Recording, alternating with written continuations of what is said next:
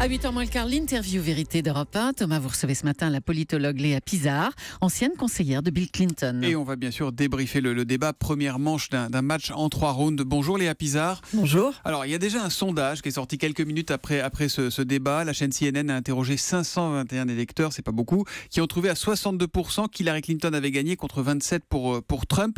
Est-ce que vous êtes d'accord avec cette appréciation? D'abord, est-ce que ça veut dire quelque chose, un sondage comme ça fait la va-vite? Il me plaît beaucoup ce sondage. Oui, parce que vous êtes pro-Clinton. Mais ce que ça veut dire, je ne sais pas. D'abord, c'est le premier débat de plusieurs débats. Donc on est encore loin de la fin.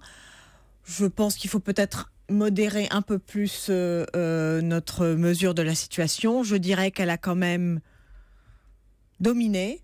Trump ne s'en est pas mal sorti. Il n'y a pas eu de chaos, honnêtement. On ne se dit pas, il y en a un qui a gagné, l'autre qui s'est écrasé. Personne n'a été grièvement blessé. Elle a été quand même plus forte sur le fond, essayons d'être objectif. Lui, quand même, flou, fuyant, moins préparé, c'est ce qu'on avait dit ou pas? Ou est-ce que, comme nous disait Géraldine Vosner, qui a été correspondante d'Europe 1 aux États-Unis tout à l'heure, il en a gardé sous le coude, il a gardé des cartes dans son jeu? Il en a probablement gardé sous le coude, il n'a pas dit son dernier mot. Et je le disais, il reste encore 2 débats, donc il n'allait pas tout dévoiler d'un coup. Et puis, il faut que l'un prenne la mesure de l'autre. Donc, Madame Clinton a commencé, elle a dû attendre de voir à quel Donald Trump elle allait avoir affaire. Petit à petit, il s'est dévoilé, il est devenu de plus en plus agressif, donc il y a une espèce de danse qui se fait entre... Il a beaucoup interrompu, il a beaucoup coupé. Il y a une forme de familiarité pendant tout le débat. Hillary Clinton a appelé Donald Trump Donald. C'est un usage ou ça a un sens, ça? Moi, ça me fait penser au débat entre François Mitterrand et Jacques Chirac. Parce que lui, il appelait... Monsieur Mitterrand, et Mitterrand disait Monsieur le Premier ministre. Voilà. Et Trump l'appelait Madame la ministre. Donc, il y avait un petit peu ce jeu-là. Elle, en essayant d'être familière, essayait peut-être de paraître à l'aise elle-même et de le mettre un petit peu mal à l'aise lui. Mais ce qu'elle a aussi fait, c'est qu'elle l'a quand même bien attaqué sur les points clés. Je pense qu'elle s'était fixé certains objectifs. Elle les a atteints, que ce soit notamment sur les impôts. La nationalité de Barack Obama, la nationalité. qui a permis de traiter Trump de raciste. Oui, à plusieurs les impôts, reprises. c'était absolument essentiel. Je ne comprends pas pourquoi elle n'en parle pas plus. Parce que Trump ne veut pas donner sa déclaration d'impôt. Voilà. Donc, c'est a priori qu'il a quelque chose à cacher.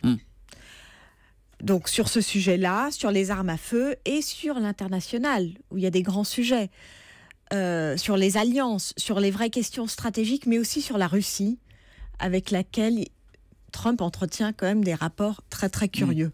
Trump, de son côté, a attaqué Hillary Clinton. Elle n'a pas l'énergie pour être candidate, elle n'a pas l'endurance. Alors évidemment, ça fait allusion à ses problèmes de santé récents, aux rumeurs que le camp républicain alimente depuis de nombreux mois. Est-ce que la santé d'Hillary Clinton est un problème dans l'opinion publique américaine aujourd'hui? Est-ce que ça va jouer sur le bulletin de vote? Sa santé ne va pas jouer. D'ailleurs, elle paraissait en très très bonne santé hier soir. Cette nuit. Et elle a très bien répondu à sa question en disant, vous parlez d'endurance, regardez combien de fois j'ai fait le tour du monde, et puis regardez sa carrière. Elle n'a pas arrêté depuis 1991. Ce qui jouera un petit peu plus, c'est sa réticence à la transparence. On la perçoit comme quelqu'un qui ne veut pas tout révéler. Je le comprends, elle se protège, elle se fait constamment attaquer, donc je peux comprendre qu'elle se sente un peu sur la défensive, mais c'est une de ses vulnérabilités. C'est vraiment son point faible à Hillary Clinton? Oui. Ça, et puis l'affaire des emails, qu'est-ce qu'on lui reproche? D'avoir utilisé sa messagerie privée quand elle dirigeait la diplomatie américaine, donc ça on n'a pas le droit de le faire. Elle a dit « j'ai commis une erreur ». On sait que les mots aux États-Unis ont des portées très fortes. Quand on dit « j'ai commis une erreur », est-ce que c'est grave pour les téléspectateurs qui entendent ça? Non, et pour les c'est qu'elle a électeurs pris ses responsabilités et qu'elle a essayé de clore le sujet en disant « voilà, j'ai commis une erreur » et passer à autre chose. Elle assume. Et ce qui est implicite dans « j'ai commis une erreur », c'est « j'ai appris ma leçon et je ne le ferai plus ». Bon, vous allez devoir nous dire un petit peu de bien de Donald Trump à présent. Il était plutôt calme, on a l'impression d'un Trump qui imprime plus. Pourquoi? On a l'impression que c'est lui la star, c'est vrai ou pas? C'est ressenti comme ça aux États-Unis? C'est lui la star, c'est la star de la télé-réalité, c'est la star people, c'est qu'on l'aime ou pas, c'est la star. Moi, je trouvais qu'il n'a pas été mauvais, il a été même bon sur certains points. Il essaye de prendre un air présidentiel. Il a dit « j'aurais pu dire des choses bien pires ». Oui, donc ça c'est une petite menace voilée qui laisse entrevoir ce qui pourrait suivre dans les prochains débats. Et surtout, il faut voir ce qu'il fera par la suite, parce qu'on est encore très très loin de l'élection. Léa Pizarre, vous avez été la conseillère de Bill Clinton. Quel est le rôle de Bill Clinton dans cette campagne? Est-ce qu'il joue un rôle déjà? Oui, il joue forcément un rôle. Je pense qu'il la conseille beaucoup. Ils sont très très proches.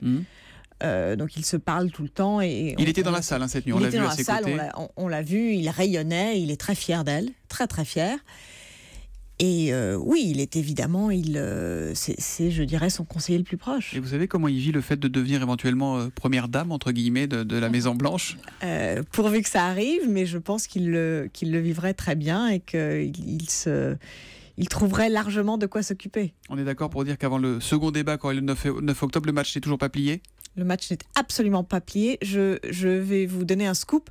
Le match sera plié le 8 novembre et peut-être... même pas. S'il faut recompter les bulletins comme à la grande époque de George W. Bush. Merci beaucoup Léa Pizarre d'être venue en direct sur Europe 1. Je rappelle que vous êtes politologue et ancienne conseillère de Bill Clinton. Merci et bonne journée à vous.